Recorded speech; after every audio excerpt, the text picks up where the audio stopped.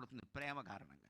తండ్రి అంటే బాధ్యత, తల్లి అంటే ప్రేమ, మాత అంటే లవ్, తండ్రి అంటే రెస్పాన్సిబిలిటీ. అందుకే తండ్రి కొంచెం ఇంట్లో గంభీరంగా ఉంటాడమ్మా. తండ్రి చాలా సున్నితంగా మీదెక్కించుకోవాలంటే కష్టం, దూరంగానే నిలబడి మాట్లాడు. ముఖ్యంగా 10 ఏళ్ళు దాటాయంటే తండ్రికి పిల్లలు అలా 2 అడుగుల దూరంలో ఉండి మాట్లాడాలి. మా నాన్నగారితో మాట్లాడాలంటే మేము 2 రోజులు రిహార్సల్ వేసేవాళ్ళం. అది కూడా ఆయన ప్రశాంతంగా ఉండే సమయం ఏంటంటే ఆయన మధ్యాహ్నం భోజనం చేశాక తాంబూలం వేసుకునేవారు. అప్పుడు కాస్త ఆ మత్తులో ఉండి ఆయన సరదాగా ఉంటారు, అప్పుడు కొట్టరు అంతే. అప్పుడు వెళ్ళి సినిమాకి వెళ్ళాలనుంది అని ఈ వాక్యం పూర్తి చేయడానికి అరగంట పట్టి, ఇప్పుడు అరగంటలో నా నోట 100 శ్లోకాలు వస్తున్నాయి. కానీ అలా జాగ్రత్తగా పెంచిన తండ్రి పెంపకంలో ఉండబట్టి జీవితంలో బాగున్నామమ్మా. అనుమానం ఏంది? నా తండ్రికి నా మీద ప్రేమ లేదా?